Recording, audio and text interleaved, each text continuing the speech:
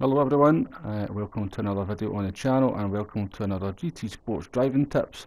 And in this video we are going to take an extended look at something called racecraft. Now, what is racecraft? I tried to look up for an actual definition of racecraft and came up short. So to me, my sort of definition of racecraft is a driver's ability to look at the bigger picture, if you like. Make decisions around other drivers that are likely to cost them the least amount of time and ultimately finish in a higher position than what you qualify.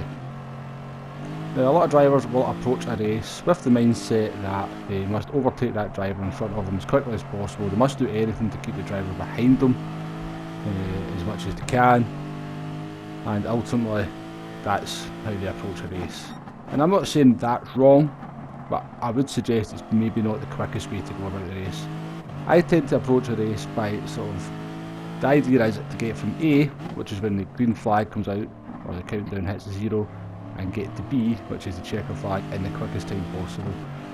So yes, I'm racing the cars around me, but just as much I'm racing the clock. Now, the quicker time that I can finish in, the higher I'm probably going to finish up in the race. So when I'm racing around other drivers, I'm looking to make decisions that will cost me the least amount of time as possible. So for example, in the early stages of a race I may be faster than the driver in front of me, but going for the overtake may well cost me a second in that lap.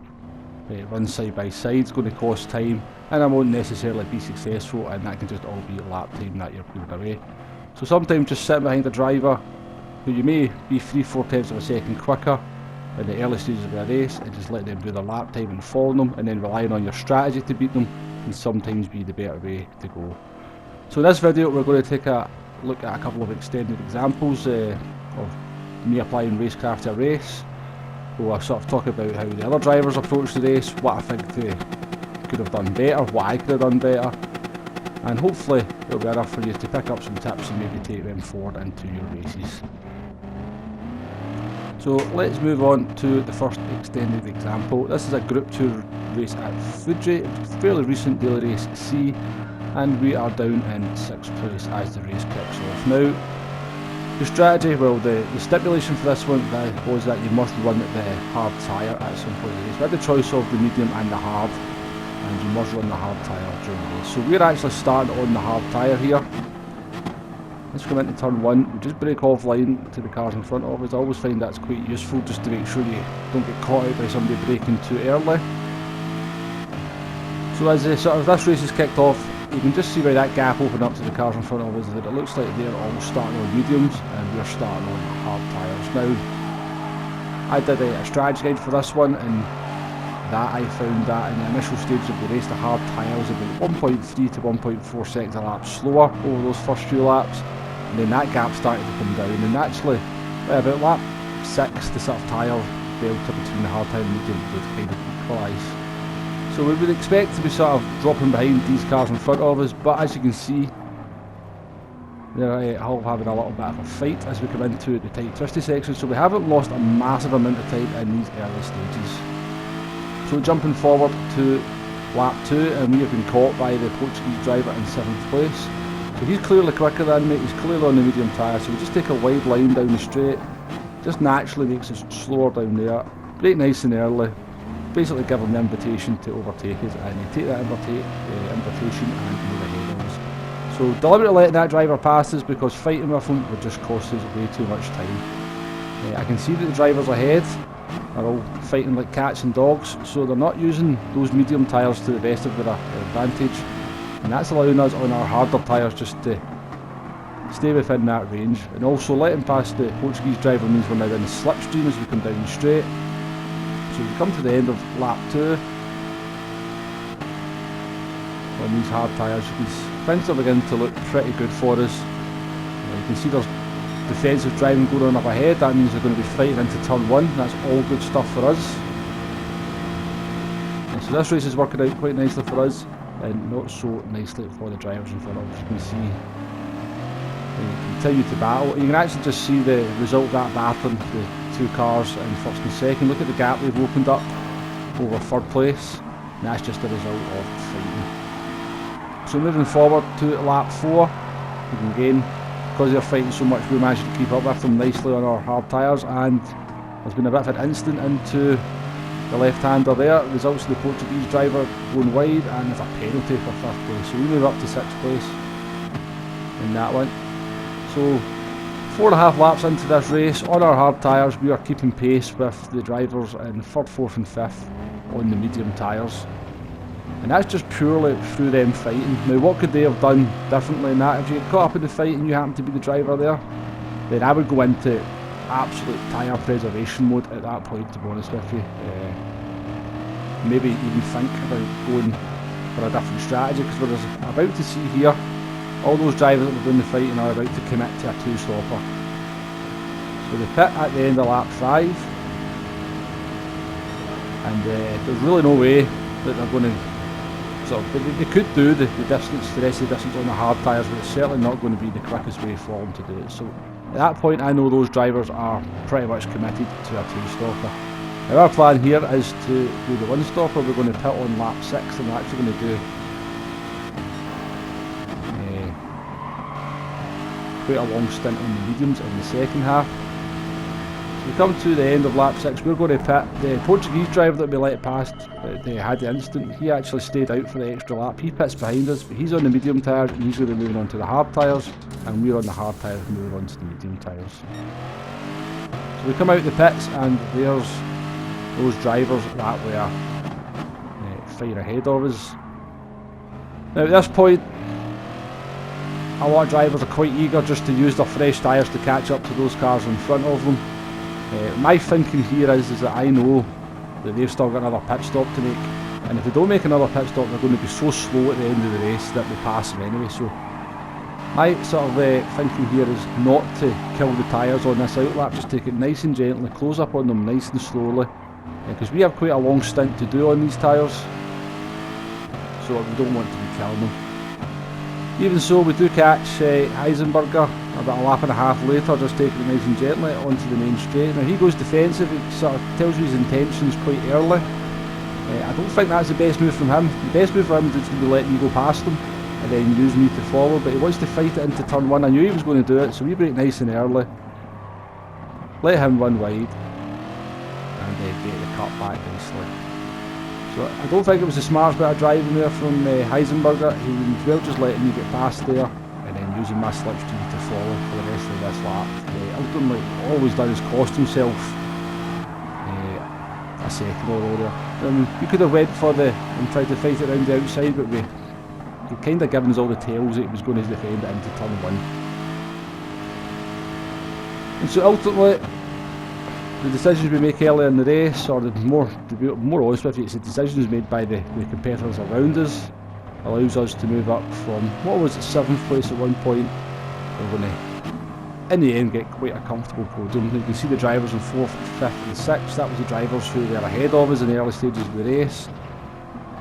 They got cut up battling with each other, and ultimately that allowed them to that basically cost them so much lap time in the early stages, they didn't get the best out of their medium tyres.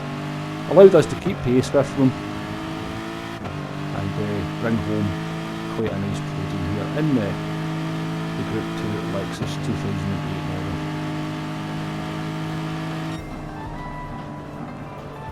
So there we go. Fairly comfortable 3rd place in the end over got Max Power. We actually beat him by about 5 seconds. Now, that was round about the time they probably lost in that opening stint, so it just goes to show that there's lots of little battles and niggles throughout the race can be quite detrimental to your overall finishing time. So let's move on to example number 2. This was the recent Nations race at the A1 ring in Group 1 machinery. So like everybody else on the grid, or just about everybody else on the grid, we are on the TS050 Toyota 2016 Group 1 hybrid car.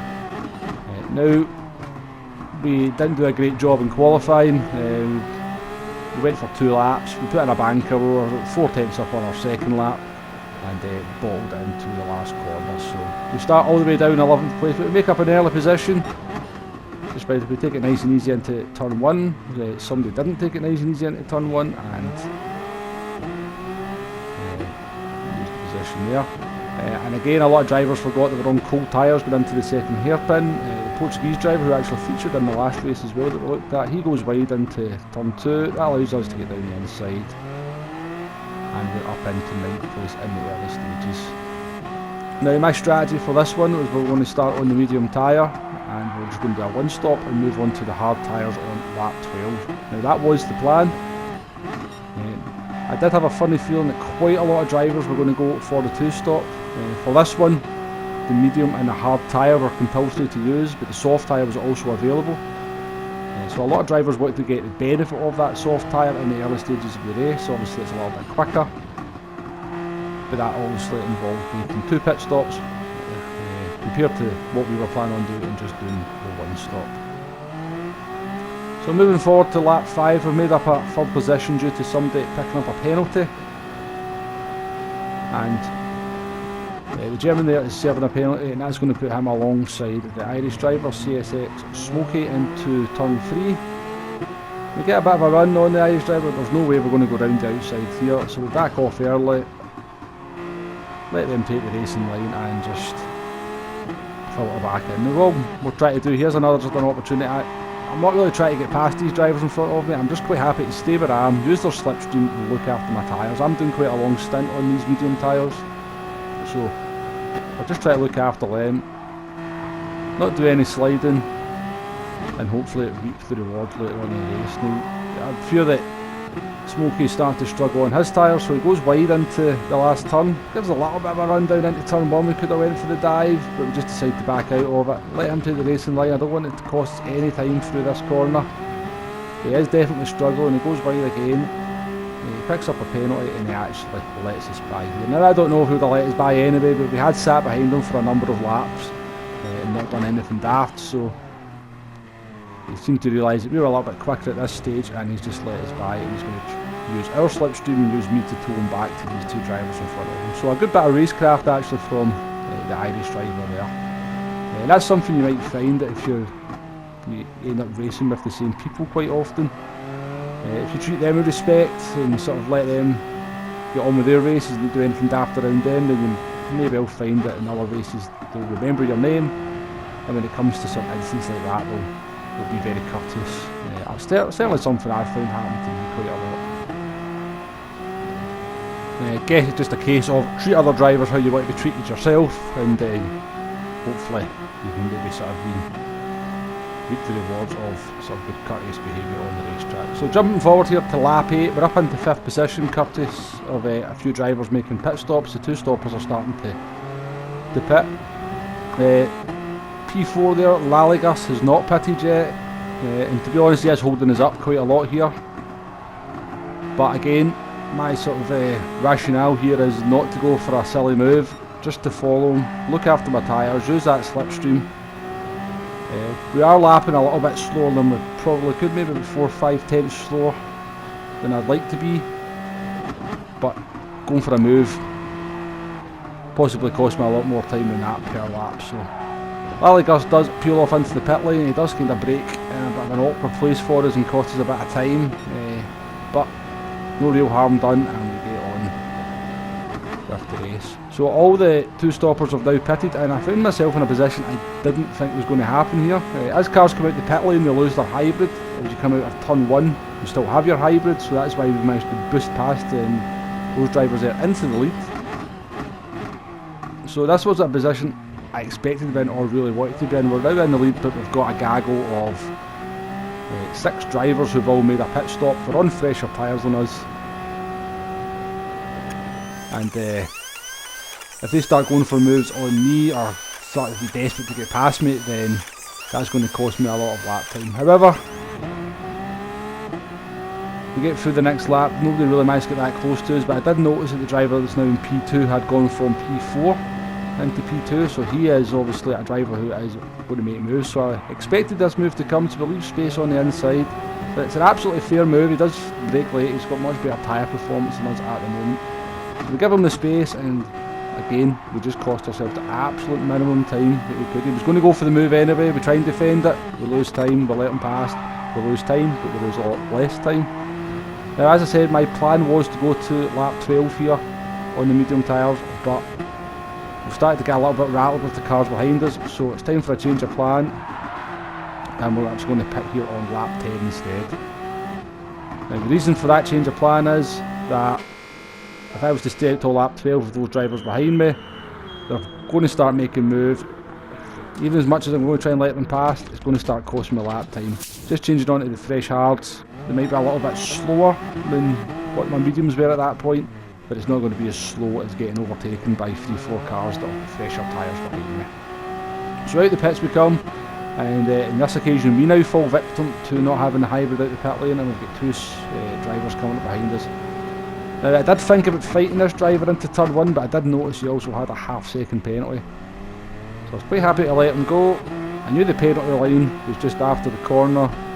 He can serve his penalty and we get past him without losing any time. So again, reasonably smart driving on my behalf there to not fight into a corner that was unnecessary and just use the penalty that the driver's got to get past him.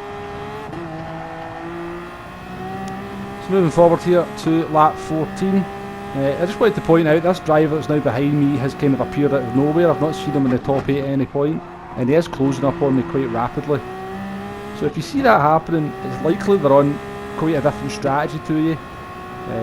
So try not to get rattled by a driver closing up on you quite quickly after kind of came out of nowhere. It's likely they've still got a pit stop of some sort to make. Easier said than done sometimes, but just try and think about your own race. I had quite a long stint here to do on the hard tyres, so I was just more interested in looking after those hard tyres, putting in nice consistent lap times. As you can see, the driver has closed in by about 3 seconds over 4 or 5 laps on me, so he's most likely on soft tyres. But again, just something I wanted to put in there to try not get too concerned about those kind of situations and let it affect your driving. Just drive your own race ultimately at the end of the day. And here the strategy now starts to come into play. The German driver behind us, he's made his second pit stop, so we get out ahead of him. And then as a couple of other drivers make their pit stops, to move up into 4th place, and we're actually only 3 seconds off lead at this point. So the decisions in and around the pit stops, I think, were crucial to getting the result here. We made the decision not to get involved in too much, not to lose time battling drivers that were on different strategies. And as you can see, we're about to bring home a P4 here from 11th on the grid, which is not a bad result at all. And it's not the result of having blistering pace, it's not the result of making great overtakes, it's just the result of making the right decisions at the right time in the race. For my race personally, I'm doing as much as I can not to let other drivers affect my race or pace. So hopefully these 2 extended examples have been quite handy for you to sort of get a look into how I approach a race. Maybe you could take some tips from them. I'm by no means saying that I am perfect. I've had many races myself where I've made poor decisions, but as I've got more and more into the game, I've probably got a little bit older as a sim racing driver, I feel that it's definitely something I've upped in my game, is making sensible decisions. Okay, we're going to move a look on at some bite-sized examples now. So we'll come down towards turn 1 here at Interlagos, Group 3 race. A couple of drivers get involved in a tangle. Callum Jones in the Jaguar goes to go one way, I go the other way. Callum makes the right decision, I make the right decision. Because I just had a good understanding that the cars were going to gravitate towards the outside of turn 2. So same race as we just looked at there. This is something we looked at in a previous video, a previous GT Sports driving tips video, but it's just a case of letting a quicker driver through. The sort of story behind this one is that I'm on the hard tyre, the Viper there's on the soft tyre. We've both just recently made a pit stop, so I knew my tyre was on. He's caught me by 1.8 seconds over the course of that. It's just pointless fighting him into turn 1. I'm as well just letting him go by with a minimal time loss and then get on with my race. We're only at the halfway stage of an 18 lap race, so a long way to go. Moving on to a Group 2 race here at Suzuka, we're in 2nd position. The race is kicked off, and as we come out of Spoon here, the German driver in front of me is going to go defensive down towards 130R. Now at this point in the race I am not interested in fighting with him, I just want to sort of let the race settle down and start making a gap to those drivers in 4th, 5th, 6th and 7th. we shall engage in battle a little bit later on. So we just don't bother taking up the slipstream. That gives him the message that we're not going to fight it. He takes the optimal line for 130R and the chicane. So just sort of showing that driver we're not interested in fighting at the moment, so we can just sort of lap that optimal pace. Group 1 race at Dragon Trail Gardens. Just another example of getting caught by a quicker driver and trying to let them by with minimal time loss. Mammal has caught me quite quickly. I know he's quicker than me, so we just move. We make the invitation clear to go down the inside. We take the invitation, and if you make the invitation nice and clear, they're more likely to make their braking point and not go wide. It allows you to take the proper line around the corner, and then we'll get a little bit of a slipstream down the straight here just to sort of make up for that couple of tenths we might have lost. So again, just not fighting with a driver that's not really in the same race as me.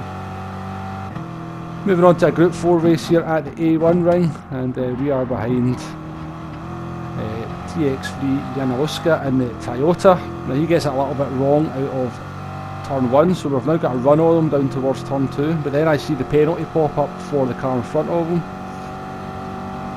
So we decide to not go for the move. I would much rather make sure I get by that car with the penalty. So we allow both of us just to take the optimal racing line. Had we went side by side there, we would have lost quite a bit of time, and there was no guarantee we would get by this car with the penalty.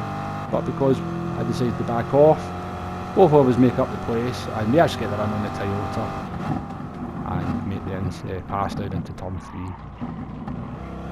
3. So good racecraft demonstrated there by both me and the Toyota driver. To sort of both make up. I actually make up 2 positions, they make up 1 position. So moving a little bit forward into the same race.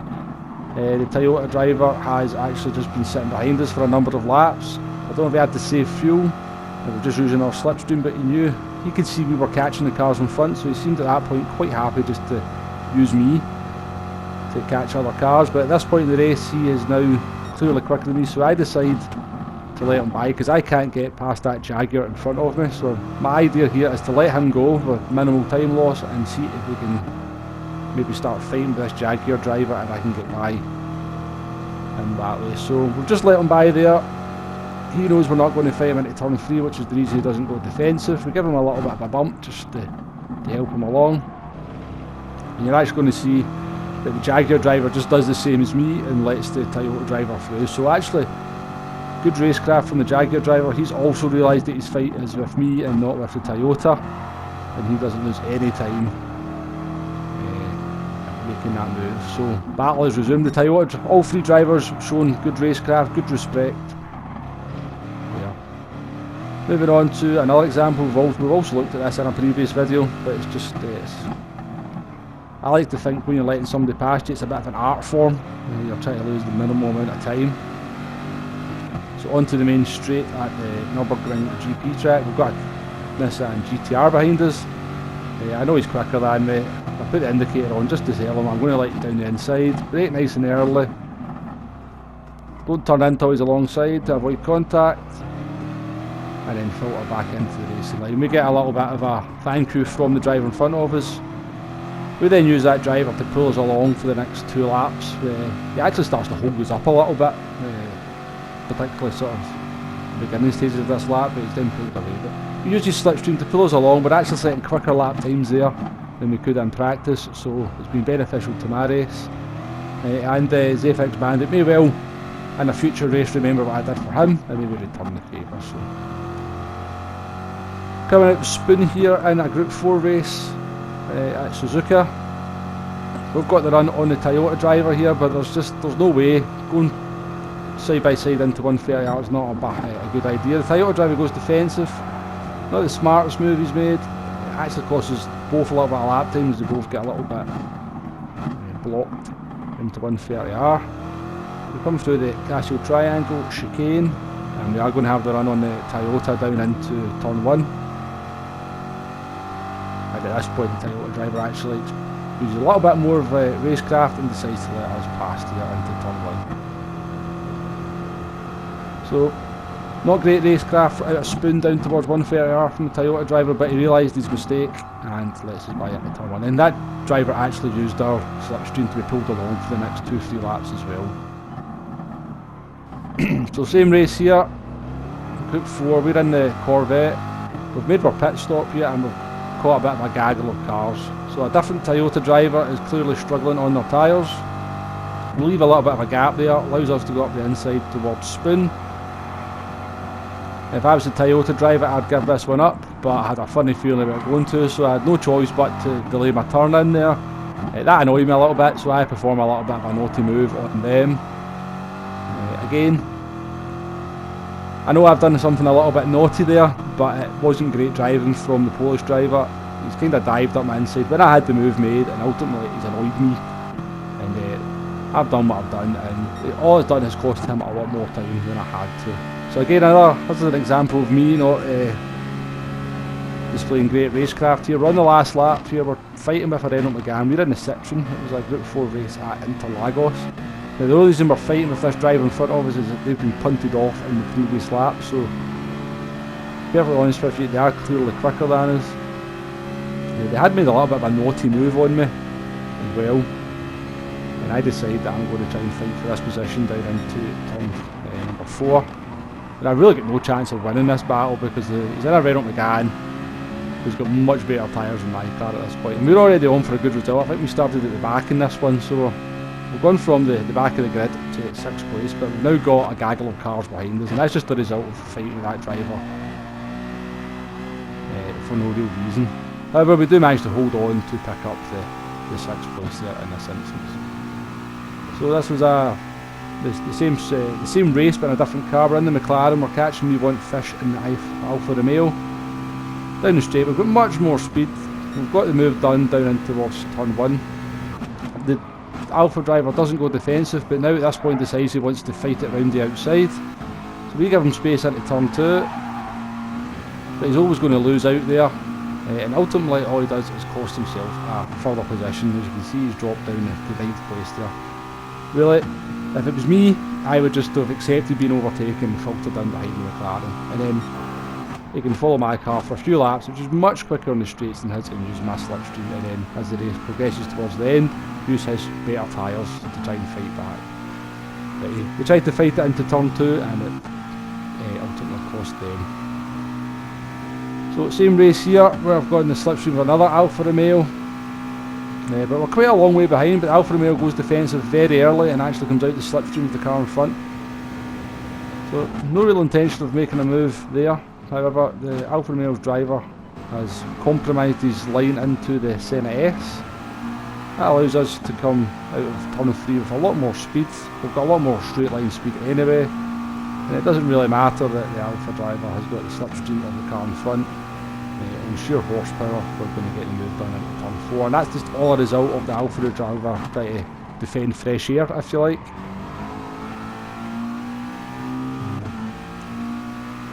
So ultimately they lose a position there that I probably don't think they had to lose, and now they're under pressure from another driver.